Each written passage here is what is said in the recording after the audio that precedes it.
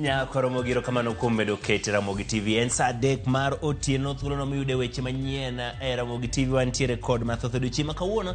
En odiochieng' ma bende ni igeno ni lakteche ne dhi chako e ng'anyo moko kuom kuonde mopogore opogore pacho ka endi lakteche ne dhi e ng'anyo moko kuom kuonde thieth gin mago mane odhi nyime kod chenro mag bende wantiere kod weche motenore kod nengo mar modhi e pacho ka endi joma tiyo kod super nyalo mor nikech oduok piny chiegni gi shillings 7 moko e bathe kanyo mathoth mor ne joriemb nyamburko. Wantiere kod weche motenore kod chenro madhi nyime e od buch Senate mar dwaro teng'o lwete mogo kata golo e kom gavana mano mag gwenge mag Kisii obedo ka ong'iyo kae kod weche matimore e gwenge mag Siaya. Apisas mag obila timo nonro. Achiel kuomgi en mano manonegi ka bende bunde en mano manolal. Magi to kod moko mathoth magi weche ma omiyo pek. Akwayo sirikal mamalo kaachiel gi sirikal mar counties across Kenya pime uru wach gi dakteche. Chenro mag thieth ne orochore moko kuom kuonde thieth mag piny owacho bang' lakteche ng'anyo ka kuonde mamoko to thieth ne odhi nyime. And the body of the officer was transferred to work Mission Hospital Montreal. Nondo dhi nyime bang' ka jopiny ne onego obila mandori ya pedha mar Kong'o e alwora mar chiro ma oyude manira rieda Siaya. Mafuta nikikonego beni reduce gi 7 bob 9 bob mafuta nego beni reduce makata kaber to mafuta nego kelnwago kata nyaka 150. En fuong'ruok ne jo Kenya bang' April lando ni nengo mauta olwar kendo e dweni. Karan miru an oringo ka ne dhako mar abiriyo nonyuomo dhako mar abiriyo oringo ni ka nyinge otieko juma achiel kende to duogo bedo namba 9. Nyinga Karen Akuku namba 41.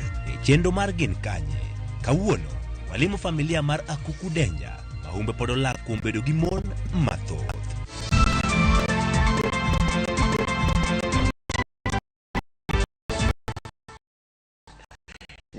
Bogi kawuono chima kare nikech iluongo ni Walter Nyambaga thuon ka ji dhi gi thuon ka ji duogo losno lipot kamar Akuku Denja. Winjo kanyo ne nitie gi mana kod achiel omiyo mabo keche weche manyien odiochieng' ma kawuono ka ng'awinj sigana mar Akuku Denja. Kaka pile namba mar tudruok 236 nono achiel kachiel e YouTube, Facebook kaachiel kod X nyinga Ochieng' Emmanuel jaloko marwa en Belinda Dhiambo bed kod chakruok nyaka giko. Kawachako en odiochieng' ma okwongo mar ng'anyo mar lakteche pacho kaendi moko kuom ute thieth ne odhi nyime gi thieth kama dibed ni otimore bang' doho nyogolo chik ni ng'anyono kik dhi nyime. Moko kuom kuonde thieth to ne ng'ich kendo ne onge chia mar tich kaka pile. Kaka jorito mondi lero jotelo kuonde thieth mag piny owacho okwayo twak e kind riwruoge mag thieth kod migawo mar thieth. En odiochieng' ma okwongo mar chakruok mar ng'anyo lakteche madhodo ng'uono mar motino manyoro ne ochiw kod riwruok mar KMPDU. Kaluo e osiptand kaunti ma Kisumu jotuo lero ni pogruok onge malach yudo sir kata bed ni kwan mar lakteche machiwo thieth ne piny. Thieth no kopogore ne abiro ketka moro na biro no dedo ka doctors ne ng'eny gi nentiere to ne gitiyo maber but kano chako nyoro ne yes nentiere achiel lakini king'io gi kaka ne abiro date 8 no ne gipogre. Niliadimitiwa jana jioni na nilipata kama services iko vizuri sana na ilifanyika vizuri sana. Jachiw thieth ma ochung' ne chenro mag thieth e osiptandni oyango ni pok yudo midhiero moro manyalo kelo maka seno seuto wuoyo gi jotuo services magwa dhi mbele maber ok waneno tatizo moro amora. Lakteche maneno jotuo bende ntiere on duty. Koro unless maybe things change but as far as we are concerned sani thieth dhi mbele. E kaunti ma Nairobi Mbagathi Hospital ok lakteche duto mane ochopo e tich kata kamano thieth pod ne odhi nyime. We have doctors who are attending patients. Of course not all of them because you see there was also that confusion, I would assume so, because the strike was announced and that court order was released a bit late. So perhaps those who are not have not reported most probably is because of that confusion. Budget atije mar osiptandni to kwayo mondo mi winjruok obedie kind migawo mar thieth gi riwruok mar lakteche. For the comfort of all the parties, we are looking forward to an amicable solution. We are hopeful that the union leadership and the government will engage and come up with a solution so that each party is comfortable for the benefit of all Kenyans who seek healthcare services. E ute thieth mamoko kaka Mama Lucy, kama jotelo ne ok oyie wuoyo kodwa e tipo, chungi en ni lakteche ne odonjo e tich, kata kamano lai ma jotuo ne lach mokalo. Counties mamoko kaka Taita Taveta, e ute thieth moko ne obedo matek ne jofwambo yudo adieri, kaluwore ni jorit ne otemo rocho ratiro maggi. E odiochieng' mokwongo bang' chakruok mar ng'anyo mar lakteche bwo riwruok mar KMPDU, jo Kenya ni kod geno ni twak makelo winjruok biro bedo e kind migawo mar thieth kaachiel gi jokanyo mag riwruogni mondo mi ng'ikruok mar thieth kik bedi e osiptende duto mag piny owacho e pacho ka. Judith Omondi, Ramogi TV, Nairobi. Nyako Ramogi nyalo miya pachi ka bende kamane intiere kata gweng' ma intiere chenro mag thieth ne odhi nyime koso ne ok odhi nyime kaluwore ni mokum kuondego thieth ne odhi nyime. Kodhi nyime counties ma Kaluo kod mamoko mokum kuonde thieth ne obedo gi ng'ikruok mag thieth kama moko to ne tij thieth dhi nyime kidam kaka joju malero moko kuom jotuo medo nyiso luoro e wi ng'anyono ma lakteche mapod chalo ma ok dhi ok oketi winjruok mapiyo.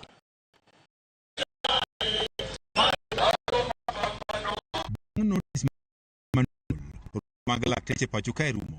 Lakteche e moko mosiptende pacho kae ok ne ochopo e tich gin mano kaka kendo thieth kuom siptende ne tuo ne kuom siptende kaka Kisii, Mombasa, Meru kaachiel kod Kakamega ne obedo kod pek e yudo thieth. Tulifanya surgery ya fractured tibia na fibula. So kufika hospitali tumekata risiti, tunaambiwa daktari kwamba umegoma. Nimeleta mama watoto kutibiwa, ilikuwa aone surgeon. Lakini vile tumeingia tukaambiwa kuna mgomo. Ingawa tulikuwa tumejua kuna mgomo, lakini tukasema tujaribu kuja. Sasa hajatibiwa. Ng'anyo ni oinyowa kabisa kendo agombo ker marwa Migosi William Samoei Ruto ka onyalo teme kete tim gimane dakteche okwayo mondo koro wan kaka rowere wayud konyruok. Akwayo sirikal mamalo kaachiel gi sirikal mar counties across Kenya ni bede uru gi wuoyo, pime uru wach gi dakteche mondo wane anena kaka ireso gini endi so that we don't sabotage kik waketh healthcare system marwa. E osiptal maduong' ma Migori level 4 lakteche ok ne ochopo gino manochuno tendo osiptal mondo many yo mar konyo jotuo. Medical superintendents ma osiptal maduong' ma Migori Laktar Ian Omom ne owane gi dhi nyime kod keto kenge makare mar neno ni jotuo yudo thieth e kinde ni mang'anyo mar lakteche koro podhi nyime. Trying all we can to ensure that there is some form of continuity of services, and we'll see how to make sure that we are able to support those who need emergency services. So far I can say we don't have any patients in critical condition who have not been attended to. Midhiero ma yudo thieth ne jotuo e kinde ma lakteche ng'anyo bende ne onenore e osiptende mathoth e kaunti ma Mombasa. Ne ochuno moko kuom jotuo mondo manthi osiptendego mag ji giwegi. Kata daktechego nokwanenogi. Nwaneno mana jokonygi ka manaseska to be gibe ne gidhi ka gima tich ok gidwa. Chal ka gima ochuno gi achuna mondo gibedi. Koro miyo ne atemo luwo mara mondo agol discharge mama to watemo kaka nyalo. Mgomo bila shaka huko, kwa sababu nimekuja kutoka hiyo asubuhi mpaka saa hii sijaona lolote ambalo linaendelea kwa sasa, na nimetoka mbali. Hivyo unavyoniona nimetoka Vanga, kaunti ya Kwale, na sijapata matibabu. To e kaunti no Kisii, tendruok mar lakteche ne yango ni onge lakteche mane ochopo osiptende kendo chenro mag thieth ne orochore. Kata bed ni migawo mar thieth kaunti no Kisii to ne oramo ni chenrogo mag thieth ne odhi makare. Wanachama wetu Kisii kaunti wako takriban 188, na nimepita hospitali yote leo asubuhi sijaona hata mmoja wako kazini. Tuko na issues na promotions and designations, tuko na issues na arbitral transfers, staffing shortage kadhalika. Shughuli zetu katika hospitali kuu na hospitali zetu zote katika kaunti ya Kisii Sinaendelea, kazi inaendelea kama kawaida. Sisi kama viongozi wa kaunti ya Kisii hatujaona mambo mengi sana ambayo yamefanyika tangu madaktari waseme kwamba wamegoma. Madaktari wetu wamekuwa wakikuja kazi. Ng'anyo mar lakteche bende ne orocho chenro mag thieth e kaunti no ma Kakamega kaachiel kod Meru. Nimekuja kwa kliniki, fika hapa na niambia kuna mkomo, wanasema niende nyumbani mpaka mkomo iisha. Sasa nikirudi nyumbani naenda tu kukaa, sina pesa private. Na mgonjwa ambaye ni bwanangu, tulikuwa tumeambiwa aende theater kesho. Jana wakatupigia simu wakatueleza tukuje leo. Kufika wanatuambia hawezi mhudumia leo because daktari wako on strike. Lakteche ka okal kuom tenruok margi oramo ni ng'anyo margi koro pod biro dhi nyime nyaka koro piny owacho chop dwaro margi e kinde ma jotuo bende koro dwaro mondo piny owacho koro chop dwaro mar lakteche mondo ng'anyo koro rum. George Juma, Ramogi TV. Erokamano George Juma kuom lipod no ka dhi nyime. Jatend migawo mar thieth Susan Kumicha noyudore kama tek e kinde mano chopo nyim komiti mar od bura marango weche thieth bang' kano penje kotenore gi ng'anyo mar lakteche ma pacho ka. Kumicha nopanjo ni chiwo duoko makamano kendo wuok e nyim komiti no kata kamano kwayo jo Kenya mani kod nyalo mondo ne ni gichulo omenda mar thieth mag okumba mag thieth ma chiwo yote chenro mag thieth e pacho ka. Lidio Keyo ni gima thoth. Ne en penjo mane rito gi liyo e odiochieng' ma lakteche ma pacho ng'anyo kaluwore gi magi sebedo godo ne piny macho chudo daily age.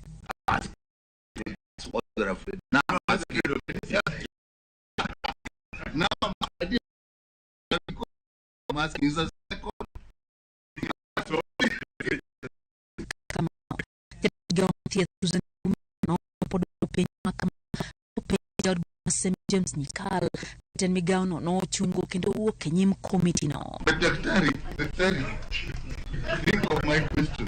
Jod Burago ne dwaro ng'eyo gimomiyo ng'ado sach oganda jo Kenya to kata kamano nitiere ng'ikruok e chenro mag chudo mag thieth mitimo gi NHIF.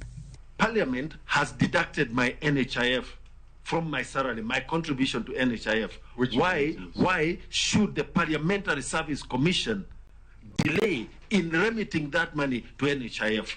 And what is our position as the Ministry of Health? Na Kumicha osingo ni piny owacho temo duto manyalo mar dino fuok makamano. One of the changes that we have done is deduction for social authority.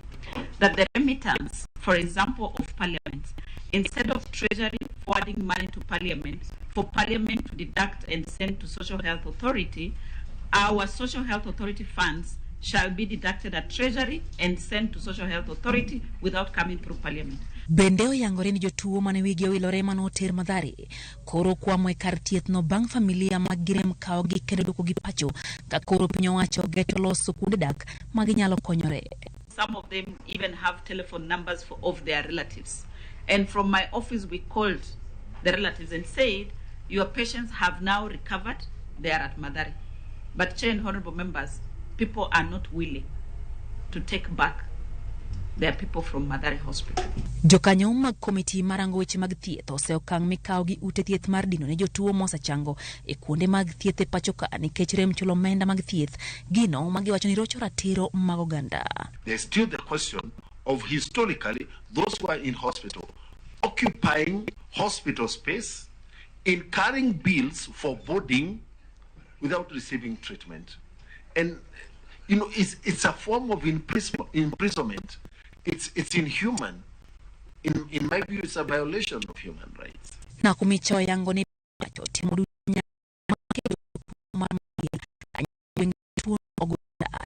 guidelines specific for this new sensi anopheles. We have guidelines that we have been using, but previously they have been for it's called what? Plasmodium falciparum and Plasmodium vivax. But now these guidelines are going to be specific for Anopheles stensi. When I started practicing, it was not that Nairobi was not a malaria transmission area.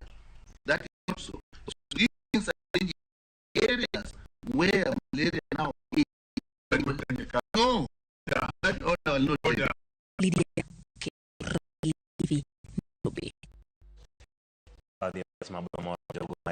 not take. nengo petrol olwar gi siling 7 lendo mogol kod telo mochung' ne gawo teko e pacho kaendi EPRA kama e thuolo mokwongo ma nengo modhi olwari dweche 3 mokalo.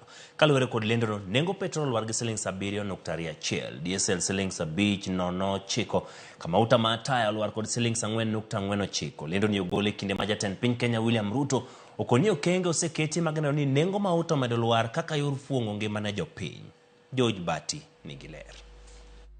E lendo mar nengo modhi mogol kod telo mochung' ne gawo teko e pacho ka EPRA, nengo mabiro tiyo kuom thuolo mar ndalo 30 mabiro.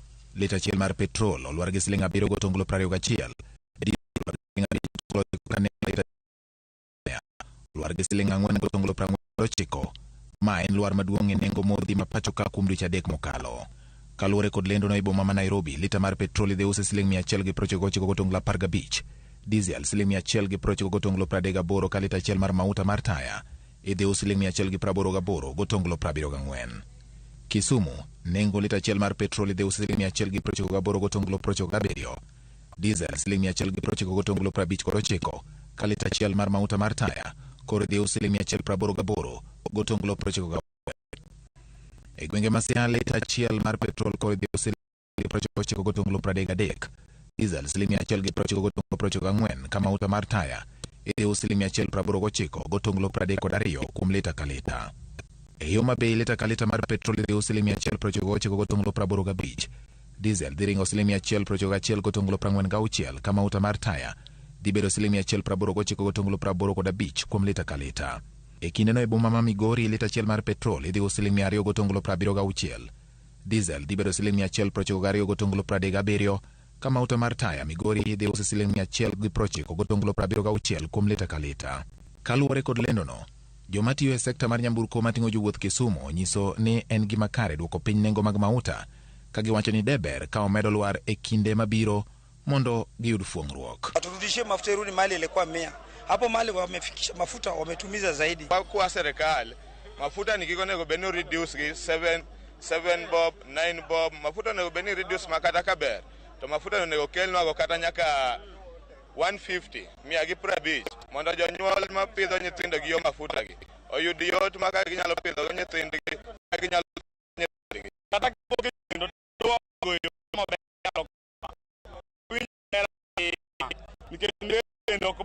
wano para ni fueli onyalo duogo piny gi siling 50 makwayo wajumbe wa mano wagonegi kura joka ma wouru gi bwana no gi jatelo no mondo oduoknwa fuel piny koduoke kata gi siling 50 nyalo bedo maber. Jotendwa gi inyo onego beni gi duoknwa fuel piny moingo kama ochopeno kes garama ni malo ok wanyal. Magi timore kinde ma jatend piny William Ruto lando ni uchumi mathur ka osechako ngirore ka osingo ne jopiny mondo bed mana kod horuok, kendo ni piny owacho mare oketo maino mar neno ni ngima ufuong'ore ne jopiny.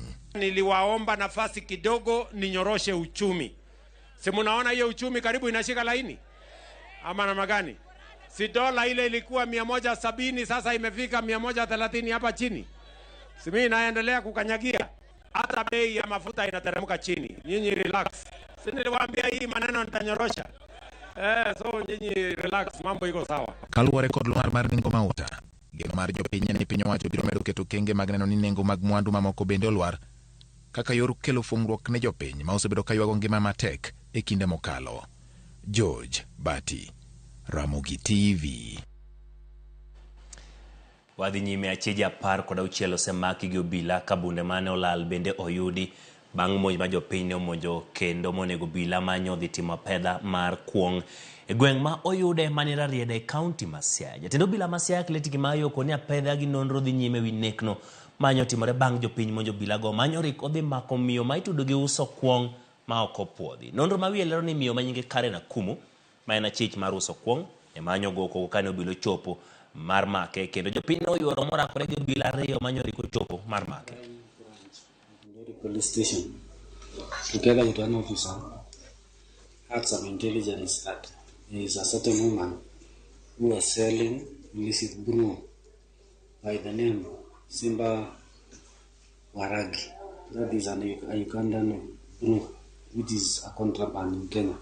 And when they cornered that woman with some sachets of illicit brews or that contraband of Simba Waragi, the woman raised alarm. Some border operators and members of the public rushed there. And they started beating the officers, claiming that they were thieves. In fact, the officers explained themselves that they were police officers and they were on duty, beaten, and his firearm stolen. We processed the scene, and the body of the officer was transferred to Ruak Mission Hospital mortuary. And during the operation, we were able to arrest 16 suspects who believe they are involved in the whole episode. We were also able to recover our firearm. Obila moro achiel kuom achije adek modonegi kod ketho mar kuo e yor ang'enge kod agoko. Ochwal video mabondo ketho mar monjo jakedo ratich oganda Chris Owala e gweng' ma Olago e Central Sakwe County ma Siaya. Achije go magin Kevin Oduor ma en obila, Humphrey Onyango gi James Oyugi donegi gi kwalo omenda ma shillings 20,000 kadi ma bengi, kadi ma NHIF kod angolo mag Chris Owala bang' hinya marach. Giduto gikwedo kethogo. Jang'ad bura mabondo John Paul Nandi owegi thuolo gi rambun ma shillings 300,000 moro ka moro. Bura no biro winji kendo tarik 2 dwe manyien.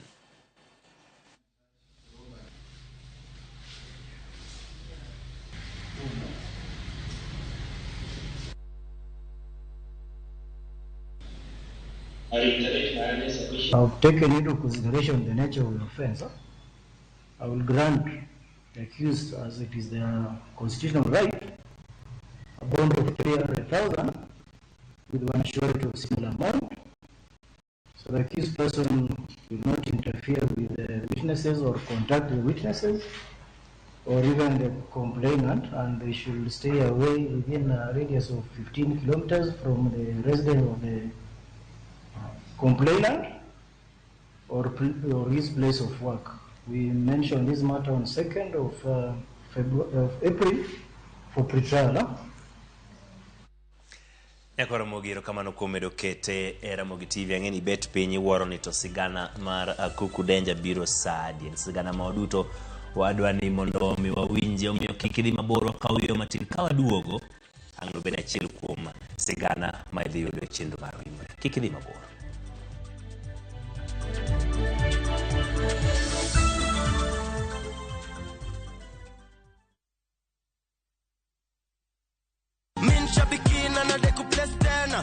Mimi naitwa Anton Keremi Jacob. Nimetoka Ngong. Mimi ni driver wa Mati. Niko na dondana niharakisha, ananiambia gari imetupita. Nikamwambia kuna simu iko hapa ya muhimu. Ananiambia muhimu gani, sasa turuko na gari. Nikamwambia nikaweka gari kando. Nilifurahia by the way machozi. Nikamwambia usiweke mtu mwingine hapa mbele asione. So mtu alikuwa kuja anamwambia hapa mbele tunaweka manager. Nilikuwa na tatu kufungua business na home hata yatoke kwa baraza kupata na jioni. So Shambiki imenisort. Shambiki super jackpot with time yako. Inadai wote twende hivi. Persons under the age of 18. Shambiki.com is also regulated by BCLB license number 587. Discover the beauty of Amboseli at Altukai Lodge with massive discounts from View Travel. For a 3-day safari, you only pay 31,000 Kenya shillings. Wake up to stunning views of Mount Kilimanjaro, breakfast in the bush with the sun as your backdrop. Enjoy guided walks in the park, go bird watching, and experience wildlife through at Amboseli National Park. Immerse yourself in a life by experiencing the culture, food, heritage. Ready to relax in the wild? Let View Travel guide you. Dream, explore, discover. Are you ready to turn your Skizzer into cash? Dial star 487 star 3 hash. Choose your favorite Skizzer, confirm, and enter to win big. 50K daily, 100K monthly, and the grand draw of 1 million Kenya shillings. Each time you download Skizzer, you support our local talent as you increase your chances of winning big. All SMS alerts are from Skiza Citizen, and lucky winners will be contacted from 0709 767 000. Skiza Tune, Skiza Chapa. Terms and conditions apply.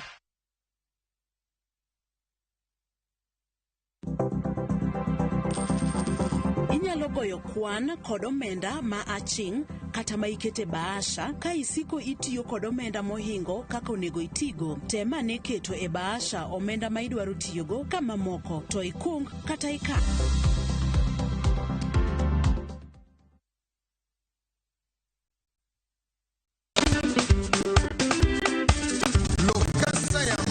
Bote wazalima na mundu ngani ninja the entertainer. Logai DJ Small.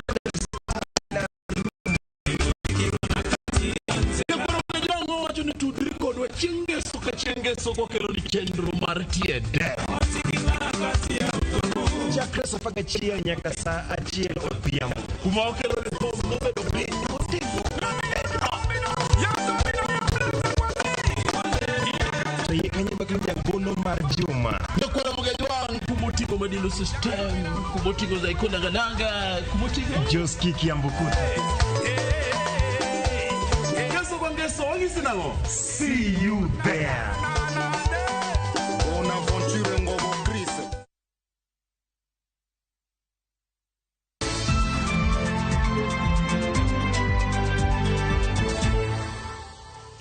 Erokamano kuom medo kete Ramogi TV. Gikone to jopiny ma Korando rwako wach gedo mar dag thiedho pi taka mong'ere kaka wastewater treatment plant e lopegi bang' winjore kod bad migawo mochung'ne ler ma pi Lake Victoria South Water Works Development Agency.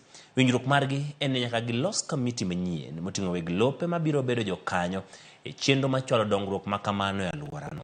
Millicent Odhiambo miyo ler mathoth ewi chenrono mowinjore ochwal thuolo mohewo higni 5. Romono mar gala moro mane obagi e laro mar apis ruoth makono ne otedore kod lalruok e kind jopiny kod jokanyo mag Lake Victoria South Water Works Development Agency e wi chenro makare monego luw mondo wach gero dag thiedho pi taka ma owinjore omuonyo omenda maromo siling bilion 7.5 e alworano ochop kare. Kane ochopo kar saa 7 mar odiechieng', romono nodwa ng'ikore bang' ka jalup County Commissioner ma Kisumu mayo japiny moro Auja kaloso kolieko ni weche mane jalno wacho ne siayo oganda. Okang' makamano ne owicho chuny jopiny gino mane omiyo giwuok oko kendo kwedo e ondamo mamalo. Mane mar Kisumu abawanga kweyo wachno kamane okawo Auja kendo luongo jalno kendo mar dhi nyime kod golo pache. The fact that our elected leaders are not with you and their representatives are saying my MP never sent me with any message is a clear indication that they does not respect or accept this project to pick.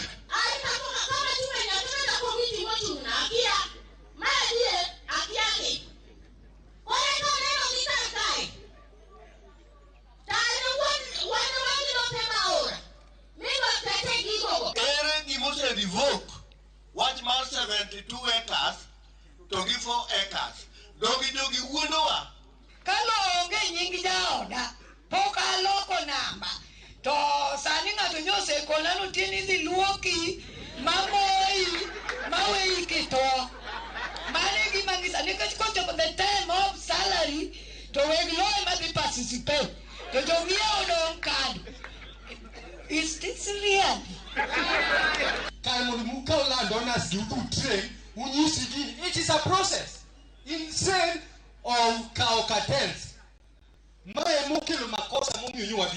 Bang' jopiny golo paro mopogore opogore kotenore gedo mar kar thiedho pi taka e alworano kendo jokanyo mochung'ne choro chenrono chiwo ler ewi okenge mibiro luw. Winjruok ne obedo mar loso kamiti manyien moting'o jopur malworano giwegi ma ok joma gikia.